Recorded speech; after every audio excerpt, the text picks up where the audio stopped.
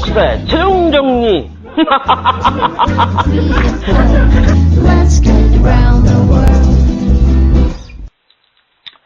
안녕하십니까.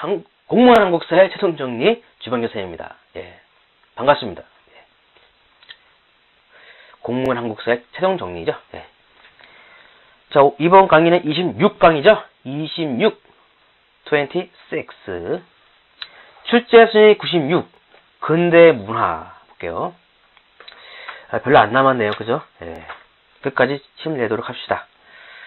이 근대 문화는요, 뭐 그냥 간단하게 쭉 보시면 훑어보면 되죠. 그냥 먼저 근대 시설, 교통, 전차, 한성 전기회사, 서대문에서 청량리까지 전차를 운영했다. 경인선, 우리나라 최초의 철도죠. 경인선, 경부선, 경의선. 통신, 전화 같은 경우는 경궁에서 처음으로 설치했다. 경궁. 경궁이 어디죠? 그죠? 지금의 덕수궁이죠. 덕수궁. 자, 우정국 설립, 전신도 설립했다. 광해원, 우리나라 최초의 병원이죠. 1885년. 그 다음에 광재원, 대한의원. 무기, 대원군 집권기에도 서양무기에 관심이 많았다. 기기창 설립, 신문, 방문국에서 한성순보 발간, 농업에서는요, 농무원 목축 시험장에서 서양 농법을 도입했다. 이게 다 1880년대 개화기 때죠.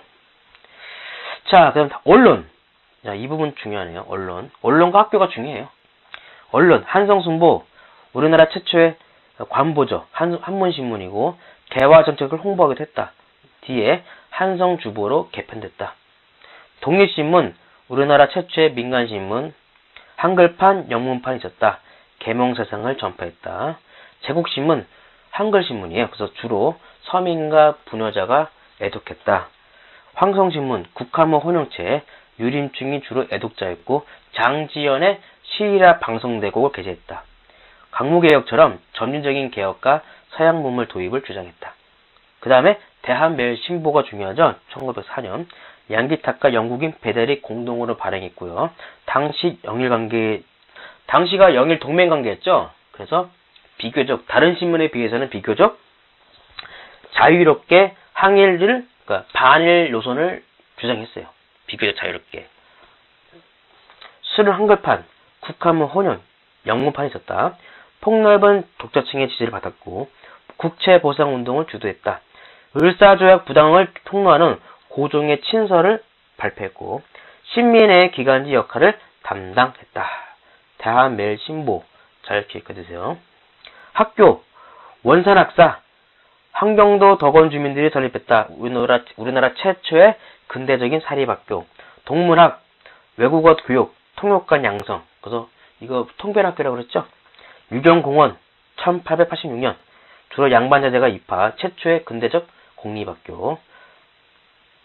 교육제도 개혁, 가보교육 추진했다. 학부함은 설치, 과거제 폐지, 교육 입국 조서. 이게 제2차 가보교육 때죠. 소학교, 중학교, 사범학교, 외국어 학교 계획을 설립하자고 계획을 세웠죠.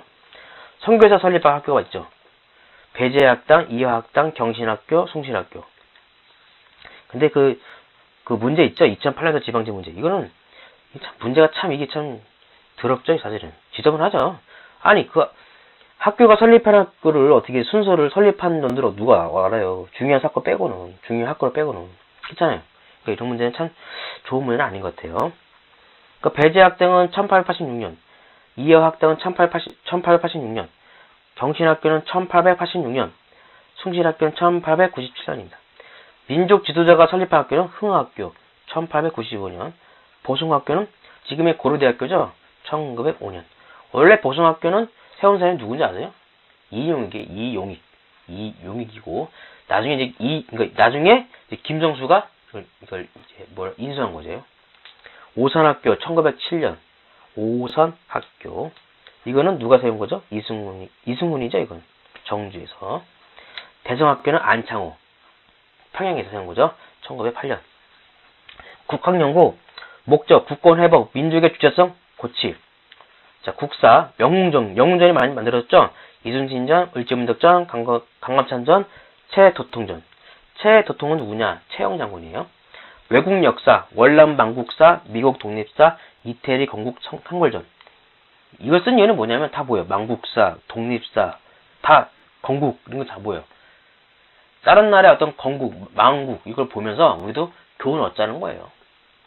신채의 독사 신론, 민족주의 사학의 반영을 제시했다. 박은식과 차남선은 조선 광문회를 설립했다. 그래서 고전을 정리. 국어, 국화문 호용체 보급, 한성주보, 육일준의 서유견문록, 황성신문이 있고요. 한글 보급, 국문연구소 설립. 그래서 주시경의 국어문법, 육일준의 대한문전. 우리말 표기법을 정리하려고 노력했다는 겁니다. 간단하죠? 자, 2011년도 국가직. 밑줄친 이 신문에 대한 설명은 옳지 않은 거. 유광열의 별공건. 출처가 유광열의 별공건이네요. 신문으로는 여러 가지 신문이 있었으나 제일 환영받기는 영국인 베델이 경영하는 이 신문이었다. 관 쓴 노인도 사랑방에 앉아서 이 신문을 보면서 혀를 툭툭 차고 각 학교 학생들은 주먹을 쥐고 통론하였다. 무슨 신문이죠? 그렇죠. 대한매일신보죠. 신보, 신문이 아니라 신보. 1번, 국민의 힘으로 국채를 갚아야 한다는 운동을 주도했다. 그렇죠. 국채보상 운동도 지원했죠. 2번, 고종은 을사조약의 부당성을 폭로하는 친서를 발표했다. 맞습니다. 3번, 양기탁이 신민회를 조직하면서 신민회의 기견지 역할을 했다. 그렇죠. 4번, 을사조약 체계를 비판하는 시일의 방송대국이라는 사설이 발표되었다. 이것은 황성신문이죠. 답은 4번입니다. 자, 그 다음에 출제 순위 97. 항일 의병운동. 자, 의병운동 크게 4가지가 있죠. 을미의병, 을사의병, 정미의병, 호남의병. 4개예요. 교재 잘 설명되어 있죠. 그래서 을미의병은 원인이 뭐다? 원인. 그쵸. 단발령과 명성황후 시해죠. 즉 을미사변이죠. 이 2개의 사건이 큰 원인입니다. 물론 이제 그 배경은 또 있죠. 뭐 충생문 사건도 있죠. 충생문 사건. 친러파와 친미파가 고종을 미국 공사관으로 옮기려고 했으나 실패했던 거 바로 뭐라고 그래요? 춘생문 사건. 춘생문. 요것도 알아두세요. 그러니까 을미개혁 뭐 밑에 그 무렵이죠. 그러니까 이것도 뭐예요? 친일파를 견제하는 거죠, 사실은. 그래서 뭐 의병이 일어나죠. 뭐 김하락, 노은규, 이소웅, 유인석. 이소웅은 춘천. 이게 최초예요. 그 다음에 유인석은 제천에서. 제천에서는 유인석이 봉기했다. 춘천에서 이소웅 봉기는요. 1896년 1월인데 이게 최초입니다. 그 다음에 결과는 단발령 철회합니다. 그리고 고종의 권고로 해산했어요. 하지만 뭐예요? 물론 주로 의병장들이 주로 누구냐면 유생들이거든. 그러니까 유생들은 고종이 해산하라 그러니까 그냥 말 잘 들었어요. 해산했어요. 근데 다수의 농민들은 해산하지 않고 오히려 뭐예요? 영학당, 할비인당으로 활약을 합니다. 특히 할비인당, 영학당, 할비인당.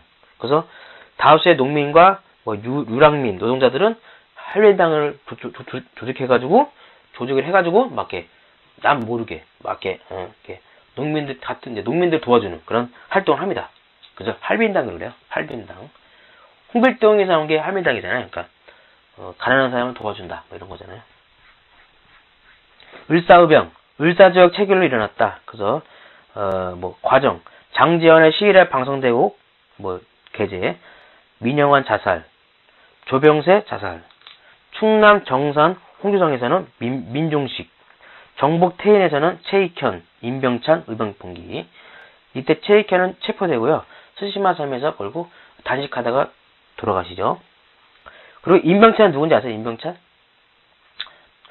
일제시대 때, 일제강점기 때 고종의 권고도 있었지만 이제 그 유생들을 모아서 이제 독립의금부를 조직했던 사람이죠. 독립의금부. 이 독립의금부는 법벽주의를 주장했다. 선생님, 법벽주의가 뭐예요? 법벽주의는 과거로 돌아간다. 즉, 다시 왕정으로 돌아간다. 그런 거예요. 공화정이 아니라. 또, 경부평야에서는 신돌석이 등장해죠. 그래서, 일명, 이 사람들이 이제 태백산 호랑이였는데, 굉장히 일본군이 가장 무서워했던 사람이 신돌석이래요. 이 사람 평민의병장이죠. 정미의병은요, 큰 원인은 2개예요. 고종의 퇴위와 군대 해산. 그래서 특히 군대 해산을 하자 시위대 대장이었던 박승환 자결. 그래서 홍범도가 등장하고 또 경기도 양주에서 이제 13도 창의군이 결성됩니다. 그래서 아무튼 해산된 군인들이 참여해요. 그러니까 전투력이 더 높아지겠죠. 예, 무기도 많아지고. 자, 경기도 양주에서 13도 창의군을 결성했습니다. 그리고 물론 이때 평민의병장, 뭐 신돌석이나 홍범도, 뭐 김수민 같은 평민의병장은요, 이 창의군의 의병장으로 인정하지 않았어요. 그러니까 여전히 아직도 뭐예요? 여전히 계급에 대한 신분차별에 대한 인식이 아직도 사라지지 않았다. 자, 아무튼 13도 창의군이 서울 진공작전을 시도합니다. 1918년 1월이죠. 이때 이인영의 부친상을 당해요. 그래서 결국 동대문까지는 왔어요. 동대문까지 왔는데 후발대가 들어오지 못하는 바람에 결국 서울로 완전히 들어오기는 실패했다. 전남 보성에서는 안규홍, 머슴새라고 부르는데 동조산 머슴새, 되게 날쌘 사람이었대요. 또 평민의병장 김수민, 홍범도 등장했다. 그리고 또 하나 중요한 사실이 있네요. 서울 진공작전 실행 직전에 서울에 있는 각국 영사관에 의병을 국제법상 합법적인 교전단체로 승인할 것을 요구하는 서한을 발송합니다. 그 이유는 뭐냐면 스스로 독립군을 스스로 우리는 독립군이다. 대한제국의 정규군이다. 그것을 인정받고 열강의 관심을 받으려는 목적이었어요. 네, 아무튼 그런 일이 있었다. 정미의병의 특징, 해산된 군인, 유생, 농민, 광부 등 각계각층이 참여하여 일본군과 직접 전투했다. 해산된 군인이 참여하여 전투력이 크게 향상되었다. 그 다음에 이제 호남의병이에요. 배경은 서울 진공작전의 실패. 전개, 호남 지역에서 유격전으로 일본군에게 저항했다. 그래서 결과 일본군의 남한 대토발 작전으로 실패했고요. 결국 그 실패로 결국 이제 국내에서의 의병 운동이 힘들어지자 이제 해외로 이동하게 됐죠. 자, 그 문제를 풀어보겠습니다.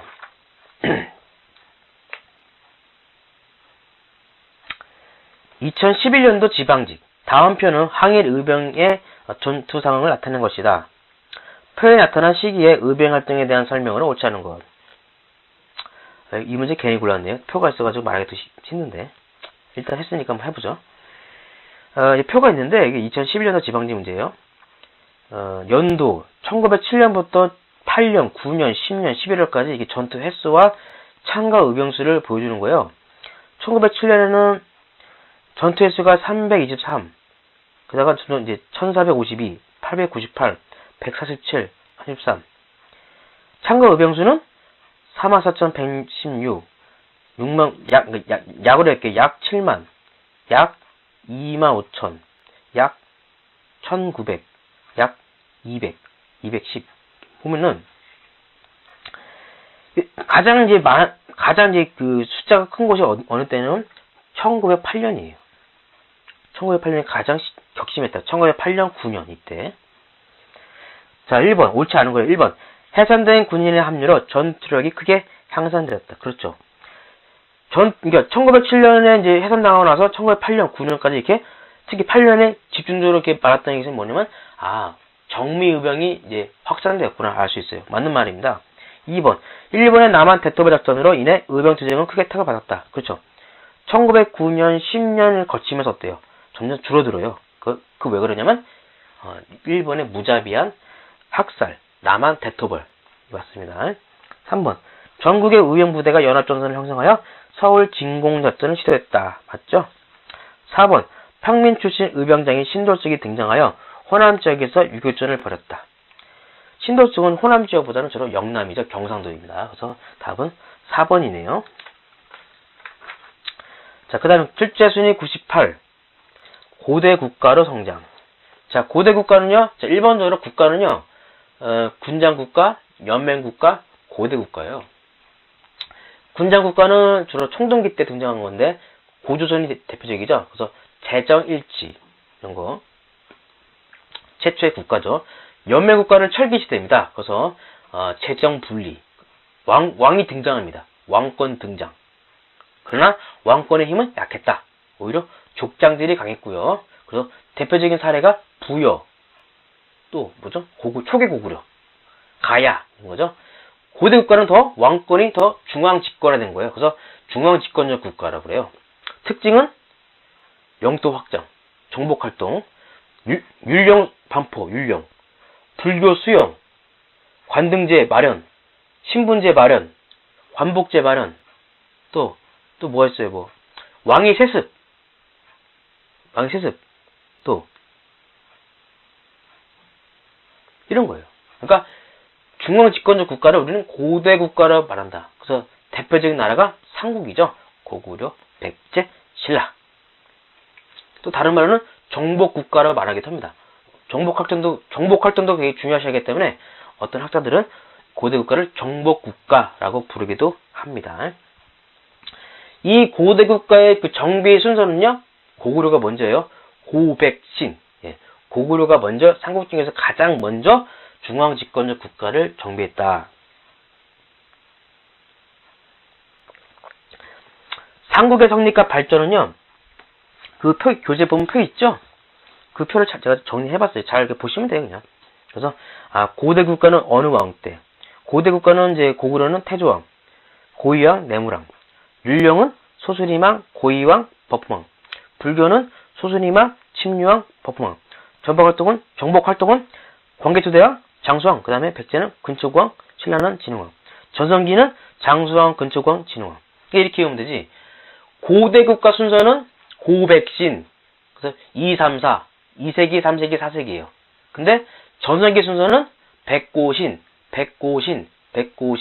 그래서 4, 5, 6. 4세기, 5세기, 6세기. 4, 5, 6 이렇게 보면 돼요. 2, 3, 4, 4, 5, 6. 2, 3, 4, 4, 5, 6 이렇게.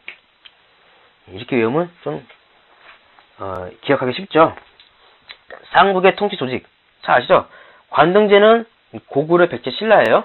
관등제는 10여 관등에서 14로 바뀌었고, 그다음 16관등, 17관등. 귀족회의는 제가회의, 정삼회의, 하백회의. 국가의 중요한 일을 의논했다. 특히 하백회의는요, 만장일치.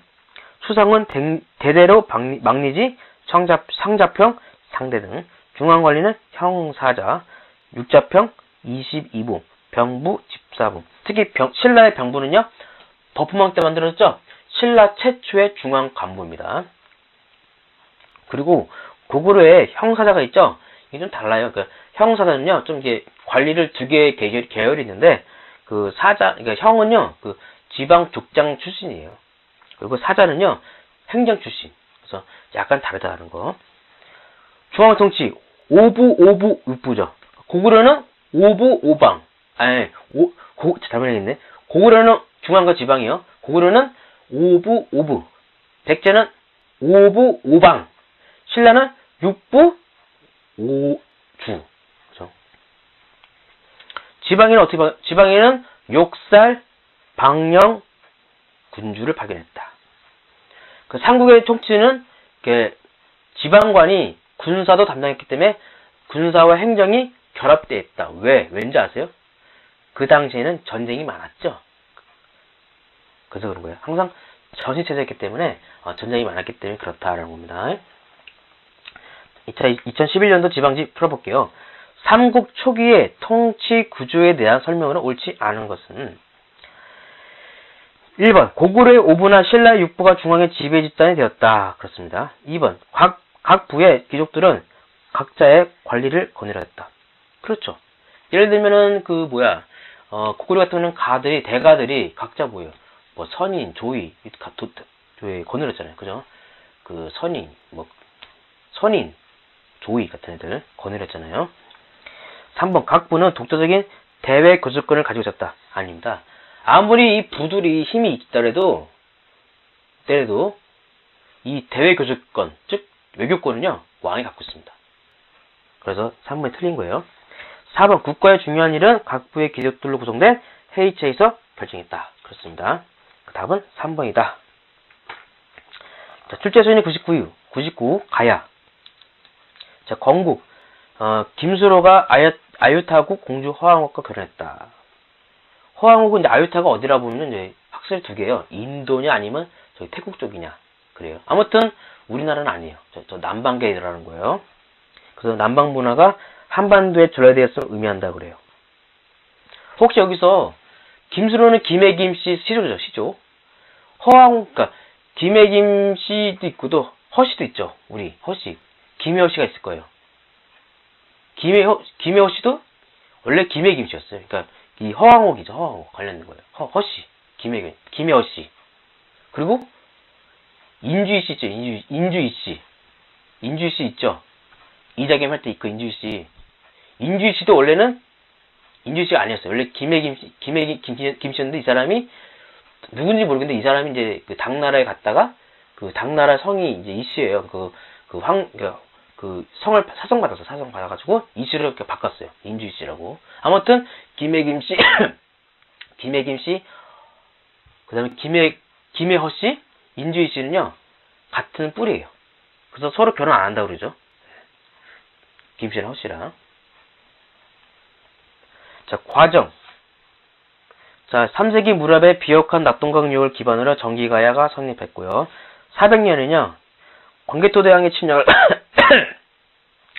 광개토대왕의 침략을 받아 금강가야가 약해졌다. 그래서 정기가야 연맹이 붕괴되죠. 더군다나 이제 신라 내무랑이 그 틈을 노려서 이제 뭡니까 낙동강 동쪽을 침범하잖아요. 누가? 신라 내무랑이.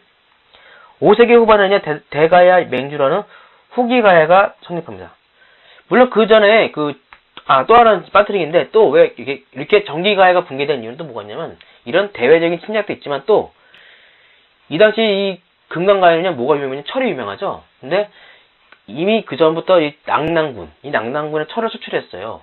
근데 이 고구려에게 이 낙랑군이 멸망하잖아요. 그죠? 그래서 그동안의 철의 교육국이었던 낙랑군이 멸망함으로써 이제 금강가의 철 교육에 막대한 타격이 있습니다.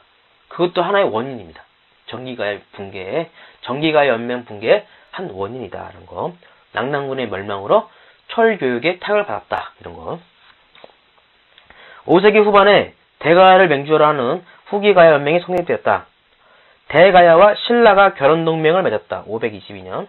대가야입니다. 금강가야가 버프망에게 병합당함. 532년. 대가야가 진흥왕에게 병합당함. 562년. 가야 연맹의 변천, 정기가야 성립 3세기, 낙랑군 멸망, 고구려 침략 4세기, 후기가야 성립 5세기, 백제와 신라의 압박, 가야 연맹 멸망 6세기.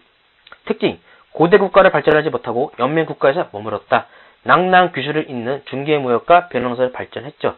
낙동강을 이용한 내륙과 교류했다. 가야가 고대 국가를 형성하지 못한 이후 삼국의 압박을 자주 받아 활동 면역이 제한됐죠. 그죠? 가야 연맹체의 각 소국들이 독자적인 기반을 가지고 있어 통합의 필요성을 느끼지 못함. 이대로가 좋아 그거죠. 뭐하러 통합을 해? 워낙 경제적으로 풍부했기 때문에. 자, 문제 2005년도 국가직. 자, 가야 연맹의 변천 과정에 대한 설명으로 옳지 않은 것은? 옳지 않은 것. 1번 3세기 무렵 전기 가야 연맹이 성립하여 낙동강 유역 일대의 세력을 펼쳤다. 그렇죠? 2번 4세기 말부터 5세기 초에는 고구려군의 공격으로 중심 세력이 해체되었다. 그죠? 그 중심 세력이었던 금강가야가 해체까지는 아니지만 아무튼 약화되고 이제 아직 후기가야 대가야를 중심으로 이제 바뀌죠. 맹주가. 그러니까 금강가야는 주로 해안가에 있는 거죠. 해안가. 낙동과 하류. 근데 대가야는요 내륙이에요. 내륙.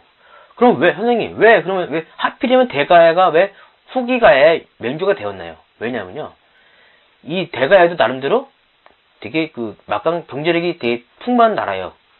벼농사도 발달했고 철도 많이 났어요. 근데 이 대가야는요 이 고구려군의 침략에서 약간 벗어났어요.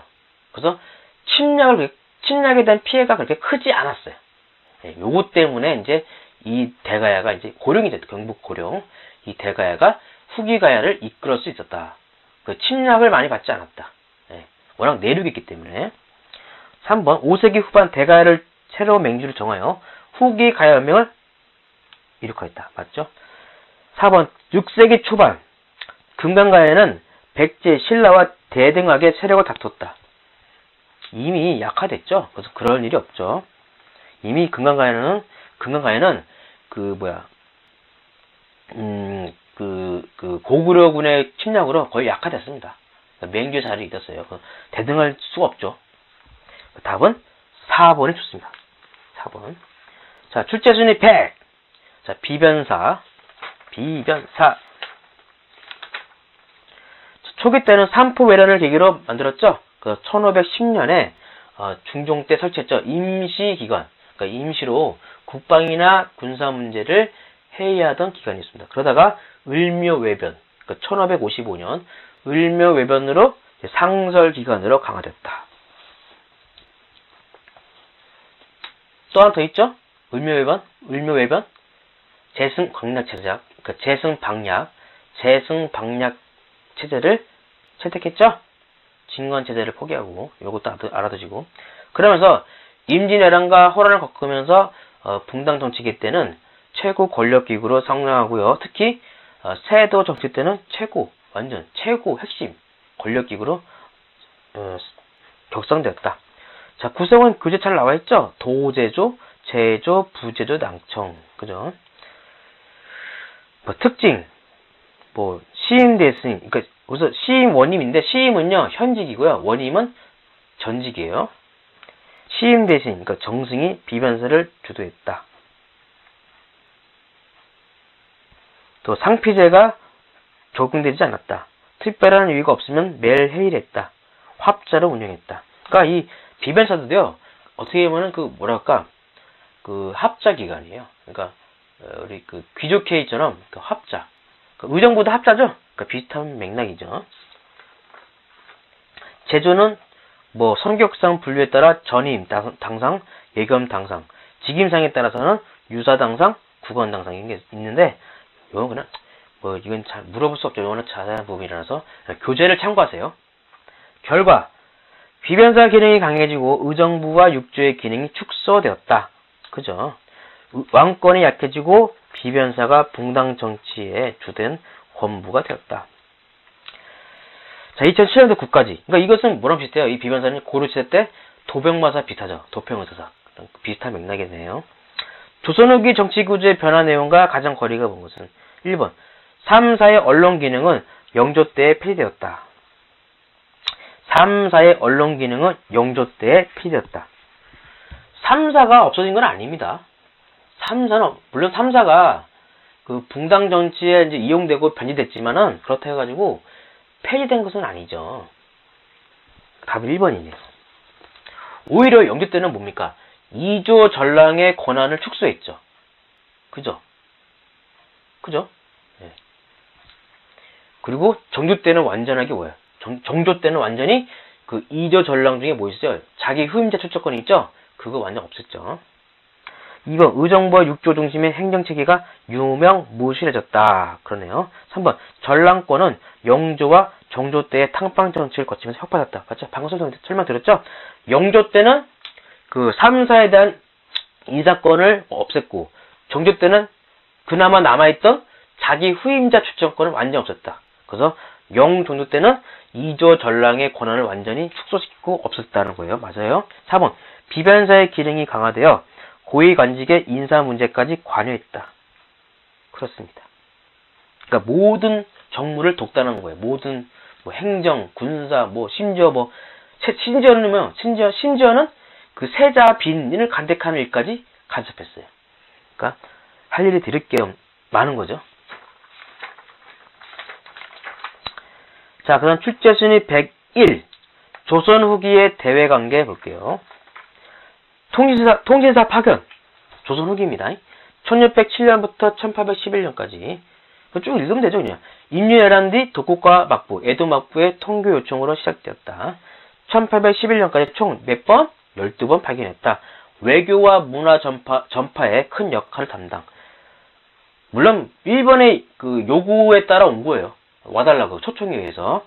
막부는 통신사를 이용해 자신의 권위를 높이려 했다. 그렇죠. 막부입니다. 왕이 아니라 막부가 그런 거예요. 일본의 국학운동을 자극했다. 그렇습니다. 일본의 국학운동을 자극했다. 그러다가 이제 접대비가 많이 들고 국학운동이 일어나서 결국 중단됐습니다. 청과의 관계, 북벌운동. 뭐 북벌은 했었죠. 실천하지 못했다. 오히려 서인 정권 유지에 불과했다. 수단에 불과했다. 북학운동, 그쵸, 청을 배우자. 실학으로 연결되고요. 백두산 정계비 1712년 숙종 때입니다. 1712년 관도를 놓고 조선과 청의 영토 분쟁이 일어나자 건립됐죠. 조선의 영역을 서쪽으로는 압록강, 동쪽으로는 토문강으로 정했다. 뒤에 간도 귀속 문제를 비화되죠. 일본과의 관계, 임진왜란으로 국교 단절, 그러다가 기후약조, 광해군 때입니다.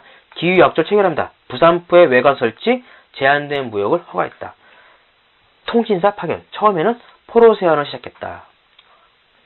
설명드렸고, 울릉도와 독도, 신라 지진광이 우상국을 정복한 이래 우리 영토를 인식했고요.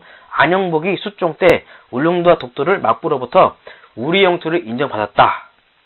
그리고 이제 그 19세기 때는요, 울릉도와 독도를 관할했고, 독도 영유권 분쟁, 일본이 러일 전쟁 중에 시마네 현으로 강제 편입하죠. 자, 그럼요. 문제 풀어볼게요. 2008년도 9까지. 다음의 묘사와 관련된 외교 사설에 대한 설명은 옳지 않은 것. 일본 사람이 우리나라의 신문을 구하여 얻은 자는 기처 현우를 막론하고, 그러니까 신분을 막론하고, 우러러 보기를 신선처럼 하고, 보배로 여기기를 주옥처럼 하지 않음이 없어. 비록 가마를 메고 말을 모는 천한 사람이라도 조선 사람의 해서나 초소를 두어 글자만 얻으면 모두 손으로 이마를 바치고 감사의 성의를 표시했다. 이게 뭐죠? 조선 통신사입니다. 그러니까 그만큼 대단한 인기였죠. 그래서 지금의 한류의 원조겠죠. 원조. 떴다 그러면 사람들이 다 구경했어요. 그래서 부산에서 출발해서 쭉 바다를 건너서 이제 뭐 이렇게 오잖아요. 도쿄까지. 에도가 바로 도쿄예요. 에도 막부가. 그래서 와, 그 자리에 그 이동하는 그 과정을 다 일본 사람 다 구경했다고 그래요. 그래서 그 통신사 그 길을 따라 지금도 일본에는 그 유적이 남아있대요. 우리 유적이. 1번 1811년까지 10여 차례 수행되었다. 그죠? 몇 번? 12번이고. 2번 일본의 정한론을 잠재우는 데 기여했다. 아닙니다. 일본의 정한론이 등장한 시기는 메이지 유신 1869년인가? 그렇죠. 그때 68년 그때 일본 정한론이 일어나는데 이때 잠재과 동시에 이제 일본이 강화도 조약을 이제 추진하죠. 그래서 답이 2번이네요. 3번 일본 막부가 자신의 권위를 높이려는 목적도 있었다. 맞죠? 4번 18세기 후반 일본에서는요 국학운동이 일어나는 자극제가 됐다. 그렇습니다. 그리고 이 국학운동으로 이제 통신사가 이제 결국 중단하게 되죠. 더 이상 필요 없다. 이제 배울 건 배웠으니까 이제 필요 없다는 거죠. 좀 그런 것 같아요. 답은 2번이 좋습니다. 2번. 하나만 더 할게요. 출제순위 102. 공납제도의 문란. 이거 박납이라고 그러죠. 이거 되게 간단하죠. 공납이란 무엇인가? 기초네요. 호구마다 특산물을 징수한다. 어떻게? 현물로. 농민에게 가장 큰 부담이었다. 박납의 성행. 관청인 서리들이 곡물을 대신 납부해주고 곡물가를 그 이상으로 챙겼다. 그러니까 배보다 배꼽이 컸다는 거죠. 인징과 족징이 확산되었다. 그러니까 인징이라는 것은요. 만약에 누구 못 냈어. 그럼 옆집이 이웃 주민이 대신 부담하는 거야. 족징은 그 친척, 가족이나 친척이 부담하는 거. 가족은 아니겠다. 그 호구마다 하니까 그 친인척들이 대신 내는 거. 박납의 성행으로 농민의 부담이 더 늘어났다. 이때 대공 수미법을 건의합니다. 누가? 유성룡, 조광조도 조정했고, 그래서 조식이죠, 조식. 이익, 유성룡, 박납의 폐단을 시정하고자 수미법을 거절했다. 그러니까 대공, 곡물 대신 수미, 쌀로 걷자. 그러니까 현물 대신 쌀로 징수하자. 하지만 당시 정책에 반영되지 못했지만 뒤에 대동법 제정에 큰 영향을 주었습니다. 2004년도 9까지 문제 풀어볼게요. 다음 자료를 토대로 박납에 대한 설명한 것 중 옳은 것은 선조 실력이네요. 조직이 상소를 올렸다. 지금처럼 서리가 나라를 마음대로 하는 것은 들어보지 못했습니다. 지방 토산물의 공납을 일체 막아서 이게 박납이죠. 막았다는 거야. 박납. 공납을 바칠 때 본래값의 100배가 되지 않으면 받지도 않습니다. 100배까지 갔다는 얘기예요. 백성들이 이기지 못하여 세금을 못 내고 도망하는 자가 주를 이었으니 어찌 주현 백성의 공납을 간사한 아전들이 나누게 갖게 되리라고 생각이나 하였으며 전하께서 이들이 박납한 물자에 의지하게 되리라 생각이나 하였겠습니까? 이게 박납이죠. 그래서 1번 지방에 서리되는 박납제를 거부했다. 그럴 리 없죠. 2번 박납은 백성들의 부담을 줄여주는 조치였다. 아니죠. 부담을 더 가중시키는 거죠. 3번 정부는 토사물 납부 문제를 시정하고자 박납을 적극 장려했다. 지금 박납하지 말자는 거 아니야 지금. 아니죠. 4번 토사물 납부 과정에서 박납의 폐단이 나타났다. 그렇죠. 답은 4번이 좋겠네요.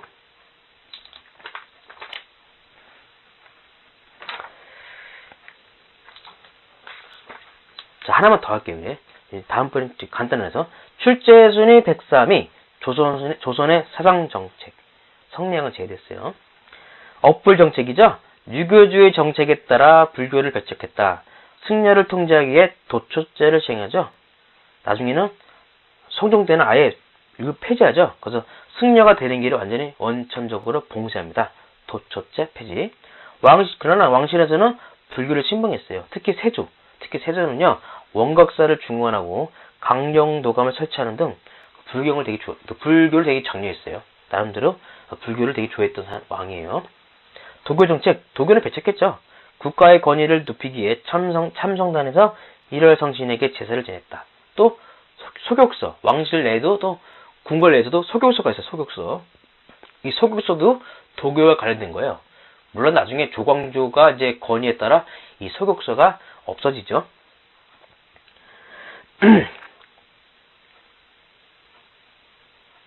자, 그러면요. 2003년도 국가직. 다음은 조선시대 불교 정책의 변화 과정을 순서대로 배열한 것이다.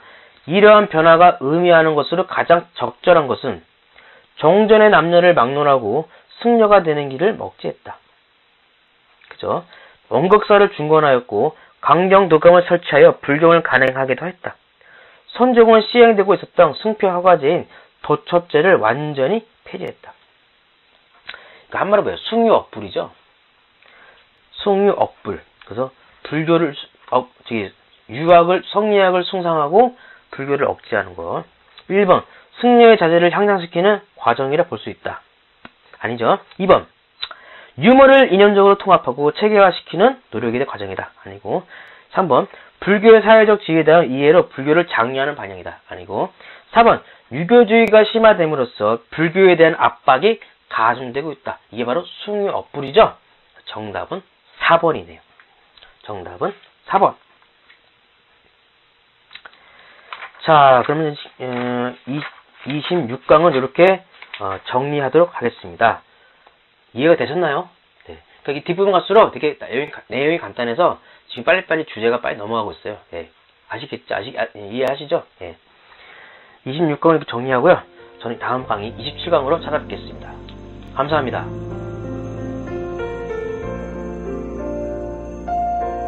더 많은 자료를 원하신다면 우리 history.com 클릭 right now.